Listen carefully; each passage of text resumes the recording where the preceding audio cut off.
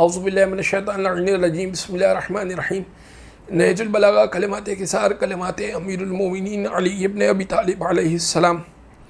वक़ाल अलैहिस्सलाम, इमाम ने फरमाया, सय्यतुन तसूका खैरुन इंदल्लाहि मिन हसनतिन तुअजिबुका।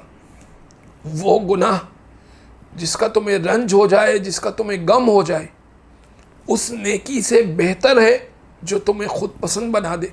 बाज़ लोग नेकियां करते हैं लेकिन अपने आप को बहुत बड़ा समझते हैं, तो इमाम फरमा रहे ऐसी नेकी कोई फ़ायदेमंद नहीं है, बल्कि शायद वो गुनाह बेहतर है कि जो गुनाह करने के बाद इंसान को रंज हो। इसका ये हरगिज़ मतलब नहीं है कि मौला गुनाह को सपोर्ट कर रहे हैं।